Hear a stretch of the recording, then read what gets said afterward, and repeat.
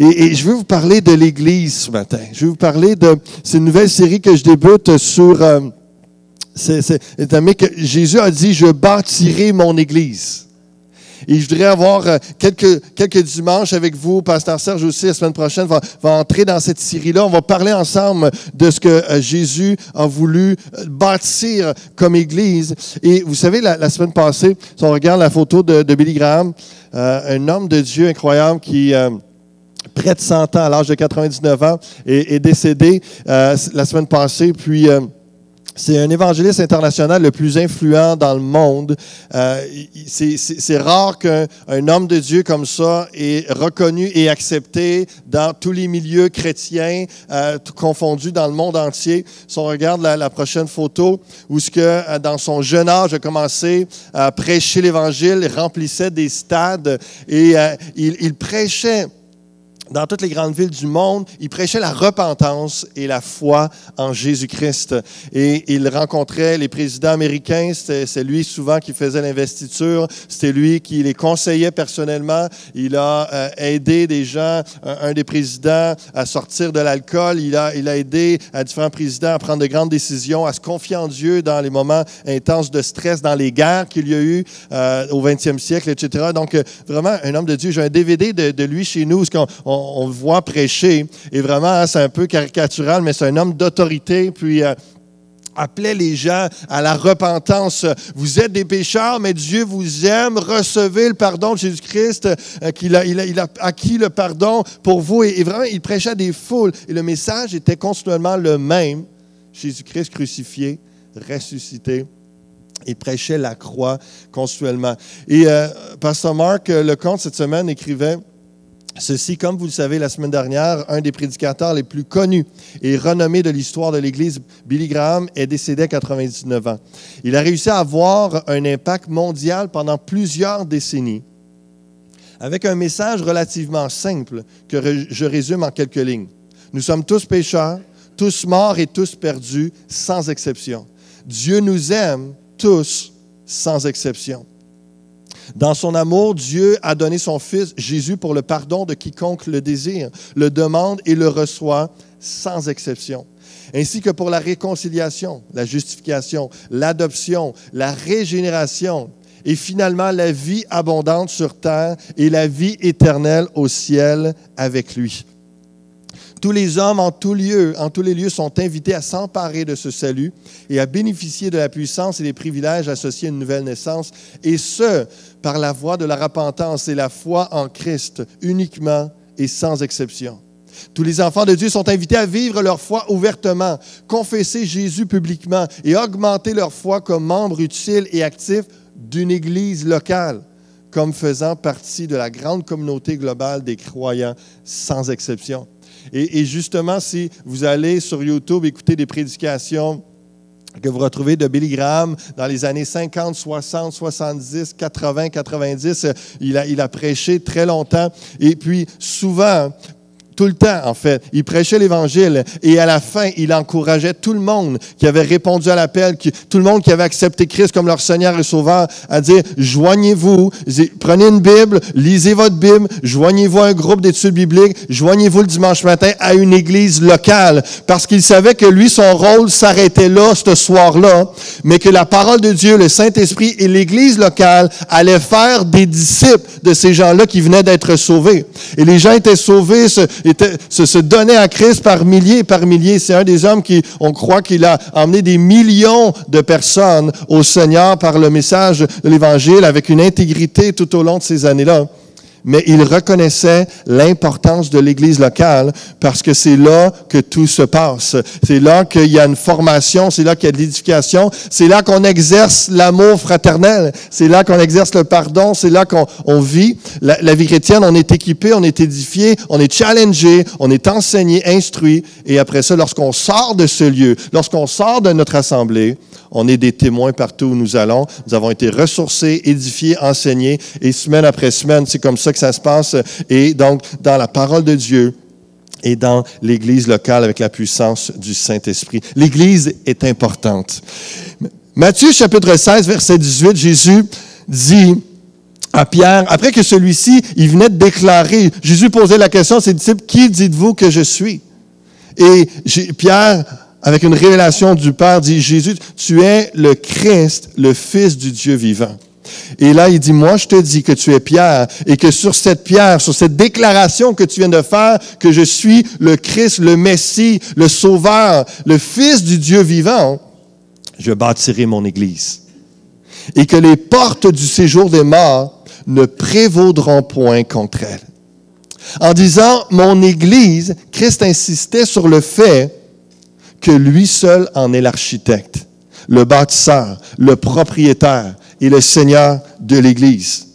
Et lorsque ça dit « les portes du séjour des morts ne prévaudront pas contre elle », le séjour des morts est le lieu de châtiment pour les esprits des non-croyants décédés qui y entrent au moment de la mort.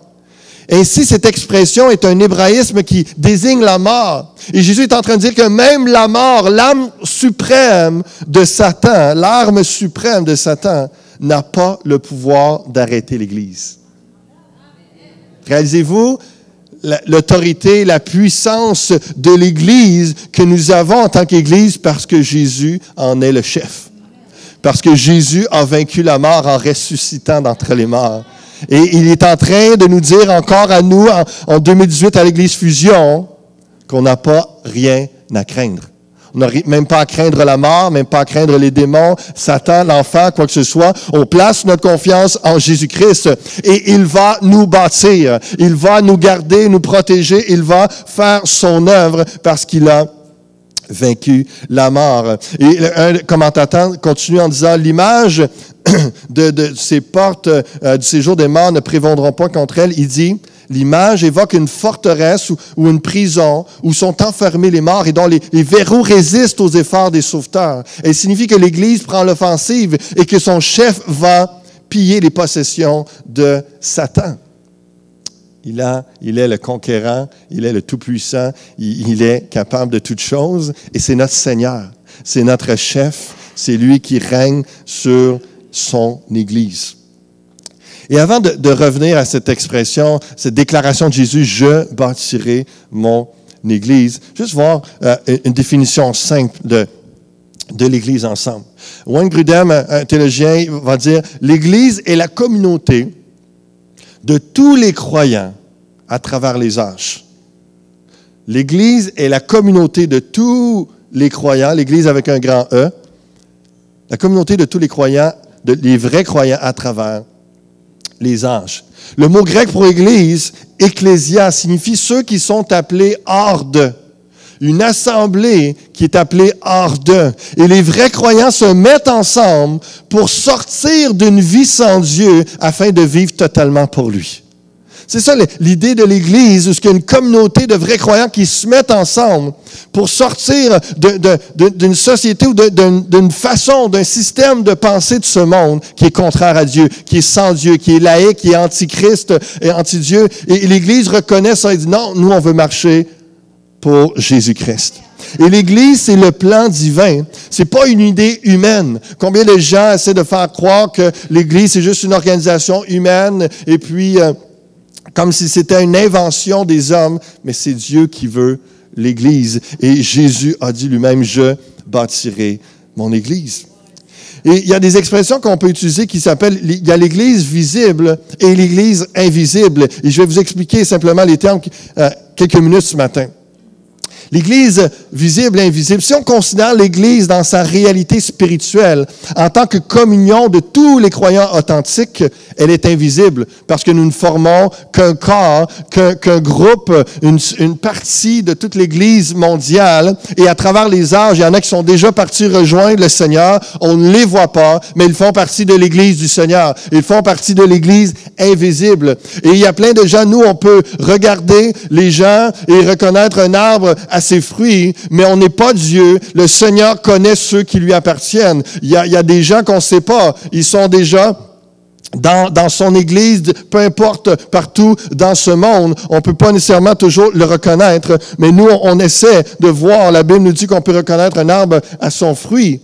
Mais en même temps, on doit avoir l'humilité de dire nous ne sommes pas Dieu. On ne peut pas dire si vraiment quelqu'un n'est pas un enfant de Dieu. Mais on sait par la parole de Dieu que l'Église est tellement importante que quelqu'un qui renie l'importance de l'Église est soit blessé ou soit pas un vrai croyant.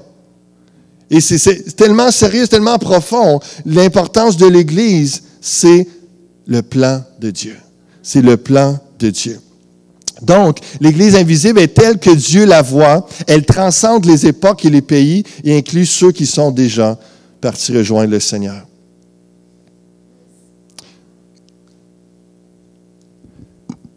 Et dans cette Église invisible, on peut voir, je ne sais pas si vous comprenez bien le lien entre l'Ancien Testament et le Nouveau Testament.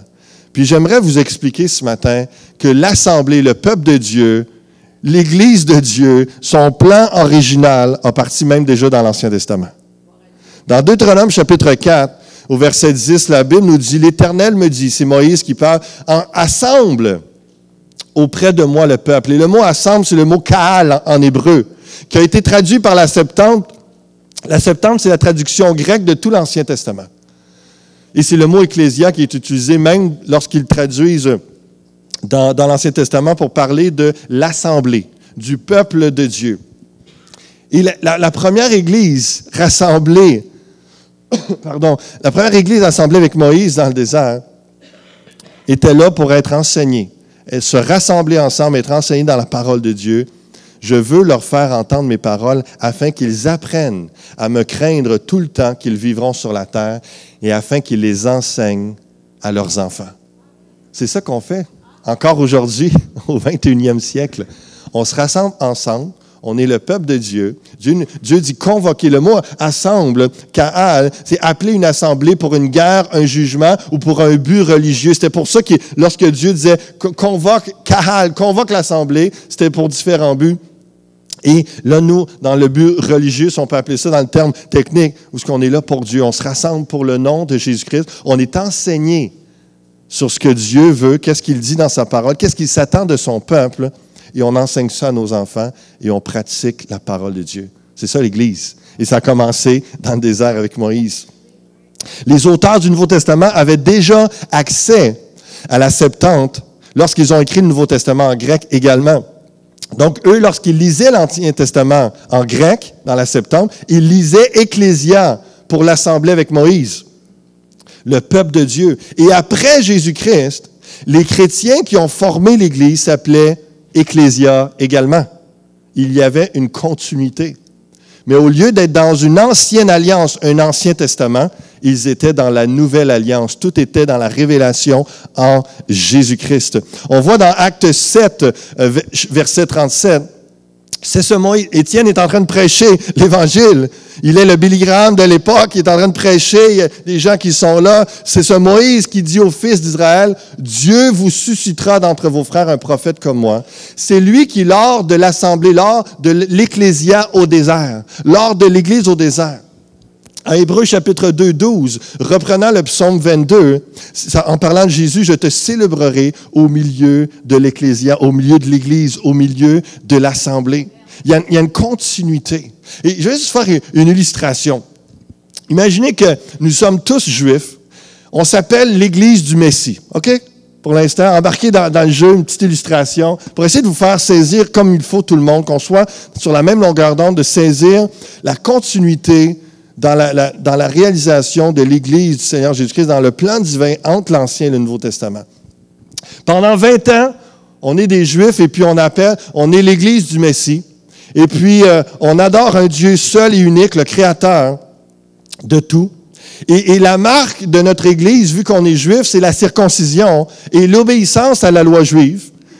Tout l'Ancien Testament. L'Ancien Testament est notre contrat de vie, notre alliance avec Dieu, selon ce que lui a décidé que les choses fonctionnent. Nous faisons des sacrifices d'animaux. Pourquoi? Pour le pardon de nos péchés. Au lieu que ce soit nous, c'est eux qui meurent en punition. C'est le système de l'Ancienne Alliance, l'Ancien Contrat, l'Ancien Testament. Nous vivons dans l'espérance des prophéties qu'un Messie viendra nous sauver. Et on est dans l'espérance, on s'encourage avec les paroles prophétiques. Donc, c'est pour ça qu'on est l'Église du Messie. On s'attend, on est encore dans l'histoire, là. L'Église du Messie pendant 20 ans. Suivez-moi. Donc, nous vivons dans l'espérance des prophéties. Les prophéties concernent un fils de David, un roi divin, éternel, un prophète, un homme qui sera le sacrifice et le sacrificateur. Il sera Dieu sur terre, l'Éternel Dieu Tout-Puissant. Et là, un jour, les prophéties s'accomplissent. Le Messie arrive sur terre, le Sauveur, le Dieu Tout-Puissant, l'homme-Dieu qui vient, comme le prophète Daniel a parlé entre autres. Et il s'appelle Jésus-Christ de Nazareth. Il est la révélation, l'incarnation de toutes les promesses dites pour le Messie, l'Église du Messie.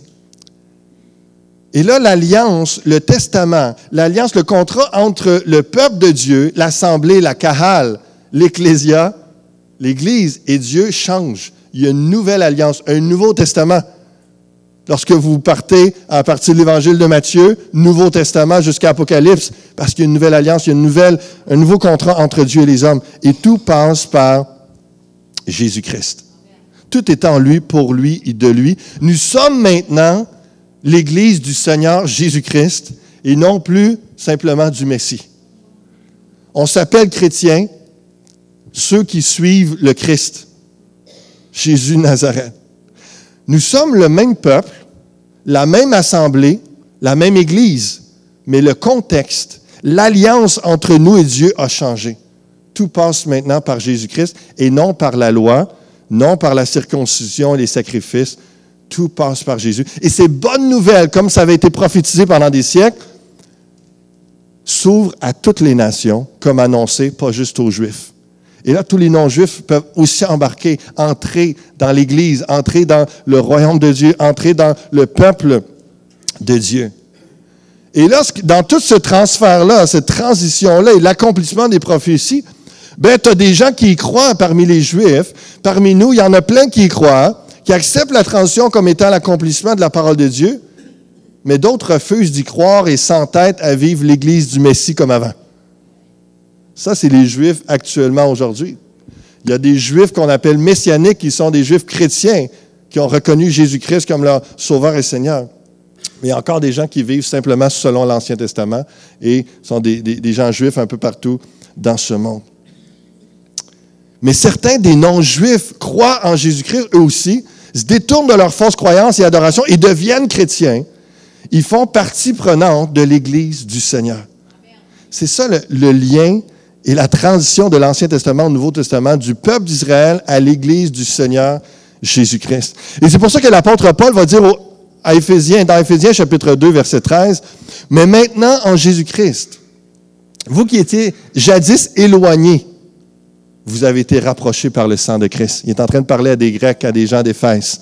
« Car il est notre paix, lui qui des deux n'en a fait qu'un, les Juifs et les non-Juifs, et qui a renversé le mur de séparation, l'inimitié, la haine. » Et donc, les Grecs, c'est l'ensemble des non-Juifs. Et nous, si on sort de mon histoire de 20 ans, l'Église du Messie, etc., si on parle de l'Église fusion, on est des Canadiens, on est des non-Juifs, mais on entre dans les prophéties et nous sommes l'Église du Seigneur. On entre dans la réalisation de ce que Jésus a voulu, que Juifs et non-Juifs, toutes les nations qui croient en Jésus-Christ, se repentent de leurs péchés, croient en lui, fassent partie de l'Église du Seigneur.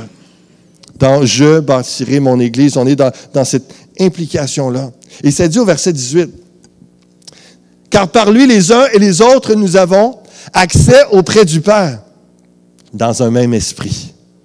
Ainsi donc, vous n'êtes plus des étrangers, ni des gens du dehors, mais vous êtes des concitoyens, des saints, gens de la maison de Dieu. » On peut acclamer le Seigneur ce qu'il a accompli, l'Église du Seigneur. C'est son plan divin, c'est sa volonté, c'est tout ce qu'il avait prévu, et puis même avant la fondation du monde. Voyez-vous le lien avec l'Ancien Testament, la continuité du plan de Dieu pour son peuple jusqu'à aujourd'hui, son plan pour l'Église, son assemblée. Donc l'Église invisible inclut tout ce beau monde jusqu'à l'Église fusion et les autres dans ce monde. L'Église visible, c'est un peu comme l'apôtre Paul va souvent introduire ses lettres. Lorsqu'il adressait l'Église de Corinthe, il disait à l'Église de Dieu qui est à Corinthe. Elle était visible, elle était rassemblée en un lieu précis et Même chose avec Thessaloniciens, à l'Église des Thessaloniciens, qui est en Dieu le Père et en Jésus-Christ le Seigneur. L'Église visible est telle que les chrétiens la voient. Nous sommes l'Église fusion. C'est défini dans le temps et par un groupe de personnes particuliers qui sont nés de nouveau par le Saint-Esprit, par leur foi en Jésus-Christ. On a vu différentes églises avec l'ACF, on peut parler de Nouvelle Vie, on peut parler ici à Granby, l'Église Sainte-Sainte, l'Église de l'Espoir, le Flambeau, l'Église de la Victoire. Ce sont tous des parties de la grande Église universelle, mais qu'on peut dire, l'Église, elle est visible. On voit des groupements de chrétiens un peu partout dans différentes villes dans ce monde. L'Église, elle est locale et elle est universelle. On peut dire aussi, l'Église de Granby s'est réunie à tel endroit dans un événement particulier pour adorer, prier, intercéder. Et ce qu'il y a une chose est certaine, c'est lorsqu'on parle de cette Église visible-là, justement, c'est pas mystique, un peu flou. Non, c'est concret, c'est visible. Et j'aime bien l'expression dans 1 Corinthiens 14, 19, où ce que l'apôtre Paul est en train de parler de la vie de prière et de comment on se comporte dans l'Église versus à l'extérieur de l'Église. Il dit, dans l'Église, j'aime mieux dire 5 paroles avec mon intelligence afin d'instruire aussi les autres. Et pour lui, c'est concret, hein, que c'est pas n'importe qui, n'importe où, par ici, par là, l'Église du Seigneur. C'est vraiment, c'est défini avec un groupe de personnes qui se réunissent à un endroit, à un temps donné, parce que c'est clair pour Paul qu'il est en train de parler, entre autres, de sa vie de prière, où ce que dans l'intimité, il va prier en langue plus que les autres, etc. Il s'édifie lui-même, il y a une communion particulière. Mais il dit, quand je suis dans l'Église, donc il reconnaît qu'il y a des moments qu'il n'est pas dans l'Église. Et c'est pas parce qu'il est plus sauvé, c'est juste parce qu'il n'est pas réuni avec ses frères et sœurs tout le temps. Il dit aux Corinthiens, lorsqu'on est dans l'Église, le but, c'est de s'édifier les uns les autres. Donc, ma pratique va changer.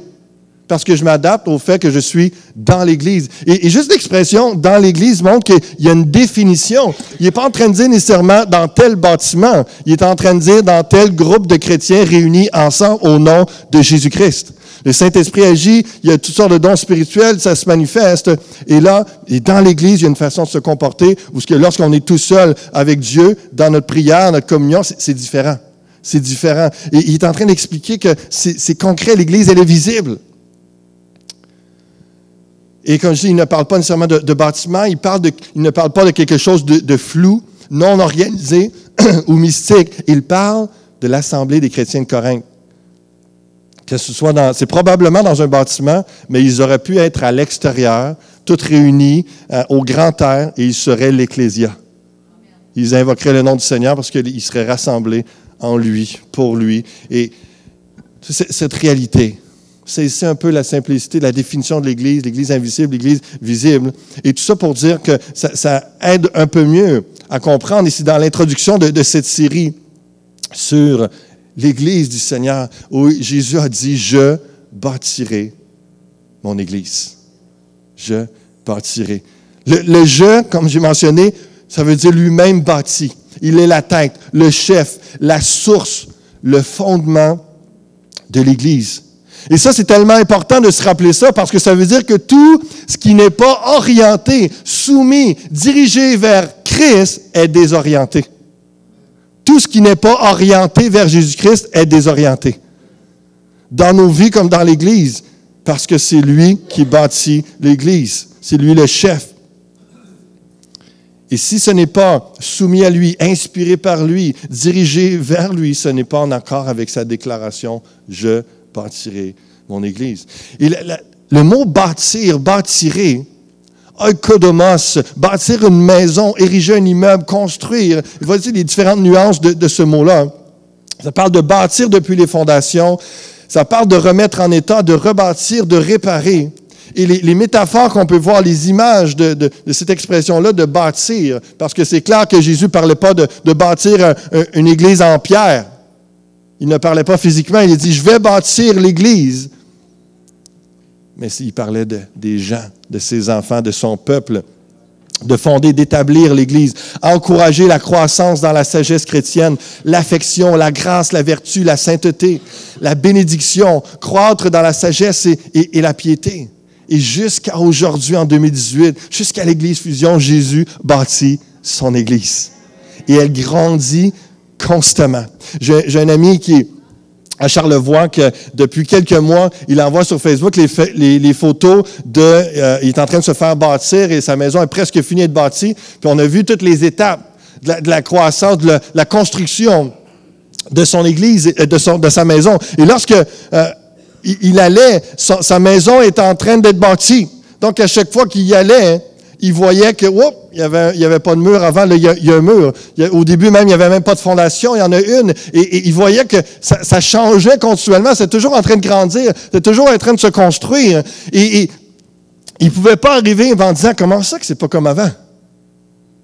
Il veut se faire bâtir une maison. Elle va être continuellement en évolution, en changement, en transformation. Pourquoi se poser la question lorsqu'on voit l'Église qui se transforme, qui change? Comment ça qu'elle n'est pas comme avant? Comment ça que les gens ont changé? Comment ça que c'est pas tout comme ça se passait avant? Jésus est en train de bâtir l'Église. Jésus bâtit son Église. Et il le fait encore et encore. Et on peut s'attendre à du changement. On peut s'attendre à une transformation de nos cœurs. On peut s'attendre à être de plus en plus à son image. On peut s'attendre à être bouleversé parfois. On peut s'attendre à ce que, tout d'un coup, il y a complètement une nouvelle pièce qui vient de s'ajouter. Parce que Jésus bâtit son Église. Jésus bâtit son Église. Merci Seigneur. Continue. Mon Église, son ecclésia, son assemblée. Et son Église peut se voir et se comprendre de plusieurs facettes, de plusieurs façons dans le Nouveau Testament.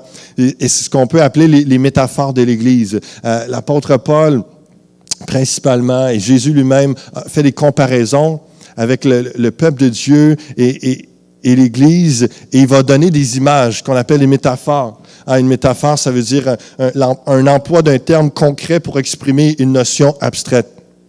Parce que pour certains, l'Église, ça peut être abstrait. Qu'est-ce que ça veut dire? Et je crois que c'est important de s'arrêter quelques dimanches pour définir ensemble l'Église et en parler et réaliser qui nous sommes. Réaliser qui nous sommes en Jésus-Christ et qu'est-ce que Dieu veut faire, qu'est-ce qu'il est en train de faire.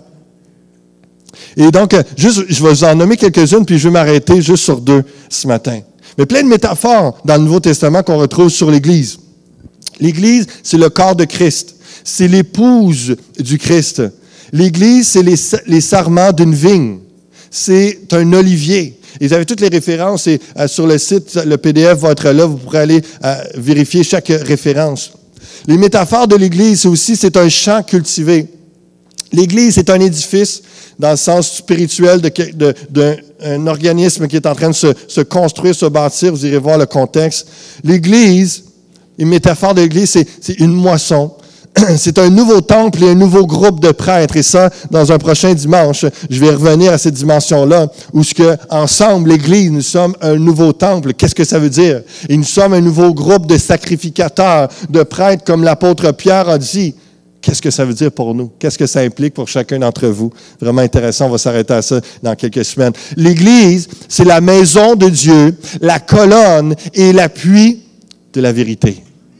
Et je vais m'arrêter quelques instants là-dessus pour dire que vous avez sûrement connu comme moi quelqu'un qui, éloigné de l'Église, ne pense plus du tout comme Dieu l'exprime dans la parole de Dieu. Les valeurs changent, c'est des demi-vérités, il y a une torsion. Et il y a une dame que j'aime, que je connais, pendant 20 ans, est éloignée du Seigneur et a donné sa vie au Seigneur lorsqu'elle était dans l'adolescence. A vécu sa vie chrétienne pendant plusieurs années, puis à un moment donné, pendant 20 ans, s'est éloignée. De temps en temps, une petite saucette dans une église. Mais lorsque je parlais avec elle, c'était fou de voir comment est-ce que sa pensée était tordue. Elle pouvait citer des versets, mais dans un contexte et dans une application qui n'était pas cohérent avec la Bible, avec ce que Dieu voulait. Et c'était désolant de voir ça. On priait pour elle. Et il y a un peu plus de 2 ans, tout d'un coup, le Seigneur a touché. Comme une fille prodigue, elle est revenue au Seigneur. Elle a recommencé à fréquenter une église régulièrement. Et tout d'un coup, la vérité a commencé à la franchir à nouveau, renouveler son intelligence, lui ramener des choses qu'elle disait, qu'on disait, boy, OK, elle ne peut pas connaître Dieu. On doutait, on se demandait, elle ne peut pas connaître Dieu puis dire ça. Mais tout d'un coup, parce que l'Église, c'est la colonne, c'est l'appui de la vérité. Lorsque les gens sont éloignés de l'Église pendant un bout de temps, rapidement, ce qui est dit dans les médias, ce qui est véhiculé partout au travail pour ceux qui sont contre Dieu, antichrist, qui sont juste pas en faveur des valeurs chrétiennes. Les gens sont influencés. Puis là, il y a un mélange de vérité et de mensonges. Il y a une confusion qui est là. Ils sont perdus.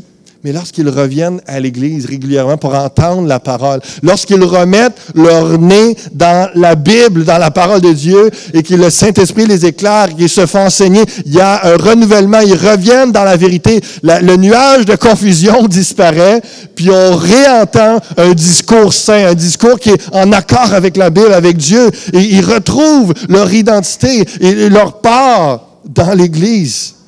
L'Église est la maison de Dieu, la colonne, l'appui de la vérité. Cette nuit, un peu fatigué, une nuit peut-être d'un peu moins de 5 heures, parce que cette nuit, le détecteur de fumée a parti et je suis réveillé. Et puis, c'est la première fois qu'il partait depuis que c'est un nouveau détecteur de monoxyde de carbone. Puis, notre poêle au granule, il était éteint, mais il y avait une petite fumée. Puis, probablement que la cheminée s'est refroidie. Donc, là, il n'y avait plus de tir d'air. Puis, ça a commencé à rentrer dans la maison. Et là, 2 ou 3 heures du matin, ça bip. Et puis, comme je dis, c'est la première fois qu'il partait. Donc, il fait évidemment une sonnerie assez agaçante et stressante qui nous fait réveiller en sursaut. Puis là, je ne sais pas si vous vous rappelez la dernière fois que vous êtes réveillé en pleine nuit en sursaut, soit avec une alarme comme ça. Au début, on était un peu perdu, hein? On se demande on est où, il se passe quoi, c'est où que ça sonne, pourquoi que ça sonne. Et dans la sonnerie, le détecteur de fumée, il dit « Fire detector is activated ». Hein, le détecteur de feu est activé. Fire detector is activated. Savez-vous quoi? C'est ça l'Église. C'est qu'il y a des gens... Il y a des gens... Hein? Non, c'est pas qu'on est fatigant. C'est que des gens qui sont loin de l'Église ou qui passent peut-être toute la semaine sans lire la parole et puis que leur seul verset, la seule vérité qu'ils entendent, c'est à l'Église, ben ils sont un peu confus, ils cherchent, puis ils sont comme dans un brume, un peu comme la nuit quand on se réveille, puis là, il y a une sonnerie d'alarme et l'Église est là pour réveiller, est là pour rappeler la vérité, puis est en train de te dire ce qui se passe. L'alarme de feu est allumée, est activée. C'est ça qui se passe. Et l'Église est là pour déclarer la vérité, pour dire que Jésus-Christ est le chemin, la vérité, la vie, le seul Seigneur et Sauveur, qu'un jour il va revenir, il y aura un jugement dernier, que c'est seulement en Jésus-Christ qu'on peut être épargné de la colère de Dieu à venir, que c'est lui qui nous éclaire, il est la véritable lumière. C'est des choses que vous allez entendre à l'Église, que vous allez lire dans votre parole. Et c'est comme ça que l'Église est l'appui, la colonne de la vérité. Et qu'on veut être réveillé. On veut se tenir éveillé spirituellement. Et l'alarme m'a tenu éveillé un bout de temps. C'est pour ça que j'ai pas dormi longtemps. J'ai pas réussi. J'étais même trop stressé, paniqué. Et en attendant peut-être que ça reparte, j'ai été éveillé une partie de la nuit, mais l'Église est appelée à nous éveiller spirituellement, à nous édifier les uns les autres, à proclamer la parole de Dieu, la vérité, rappeler c'est quoi que Dieu a dit, qu'est-ce qu'on est en train de vivre, discerner les temps dans lesquels nous sommes, nous garder les yeux bien ouverts et marcher dans le droit chemin. Marcher dans le droit chemin jusqu'à son retour. L'Église est la maison de Dieu, la colonne et l'appui de la vérité.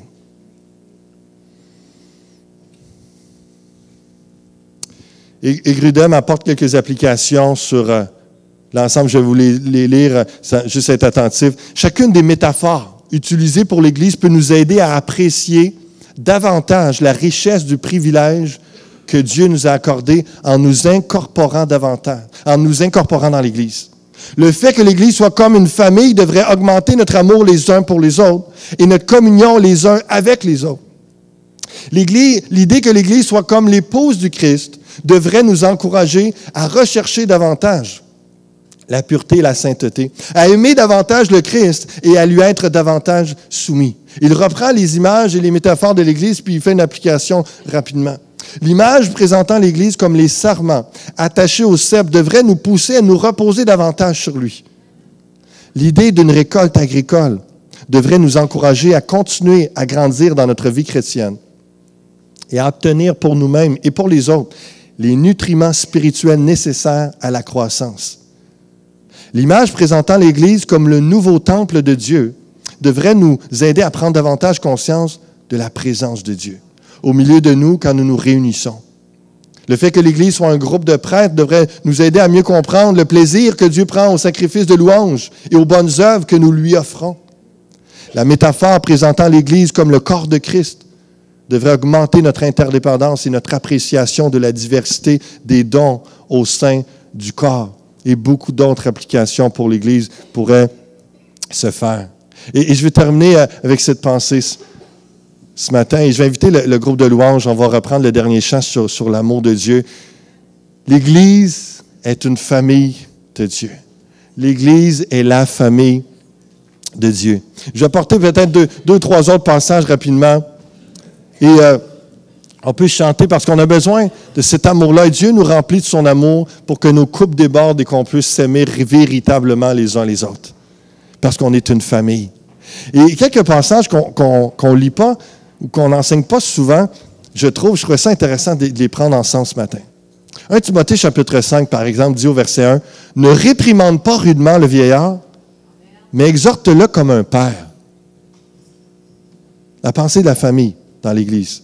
Exhorte les jeunes gens comme des frères, les femmes âgées comme des mères, celles qui sont jeunes comme des sœurs en toute pureté.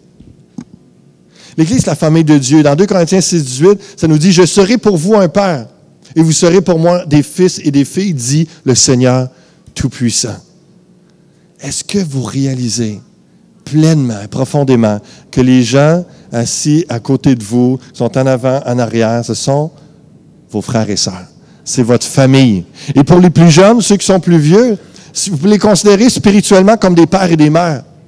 Et pour les plus vieux, un peu comme des fils et des filles spirituels, où on prend soin les uns des autres, on s'honore, on se respecte et on s'édifie les uns les autres. Matthieu chapitre 18, verset 48. Jésus répondit à celui qui le lui disait, « Qui est ma mère et qui sont mes frères? » Puis étendant la main sur ses disciples, il dit, « Voici ma mère et mes frères. Car quiconque fait la volonté de mon Père qui est dans les cieux, celui-là est mon frère et ma sœur et ma mère. » Même avec Jésus, qui est le chef de l'Église, mais dans son humilité et le fait qu'il a été pleinement homme sur terre pour venir donner sa vie sur la croix pour nous, il s'appelle notre frère. On est dans sa famille. On a le même Père spirituel, le même Père céleste. C'est glorieux, c'est tellement un cadeau, une grâce, un privilège par notre foi en Jésus-Christ. Le Saint-Esprit vient habiter en nous et c'est comme ça qu'on a une connexion spirituelle. Même si Dieu est invisible, même si Dieu est esprit, on sait qu'on est enfant de Dieu. Parce que le Saint-Esprit le témoigne en nous et on le reconnaît dans les uns et les autres. Parce qu'on est des frères et sœurs. On est une famille de Dieu. On peut s'apprendre à s'aimer davantage les uns les autres. Et est-ce que je regarde à l'Église Fusion, une des choses qui me bénit beaucoup, qui me touche, c'est de voir des jeunes qui viennent à l'Église, puis ils viennent sans leurs parents. Parce que leurs parents ne suivent pas le Seigneur, mais eux, oui. Et dans l'Église, ils retrouvent des frères et des sœurs, ils retrouvent des pères et des mères qui louent, qui adorent Dieu, qui marchent dans la chrétienté. Et pourquoi ça me touche, entre autres, c'est parce que c'est ça que j'ai vécu il y a 20 ans. Il y a plus de 20 ans, mon frère, ma sœur et moi, on arrivait, on se faisait appeler les 3 mousquetaires et des gens qui sont ici. Et ça me bénit de vous voir encore persévérer et d'être encore des modèles pour moi de personnes de foi. Des gens que, il y a 20 ans, on se connaissait, puis vous m'avez accueilli.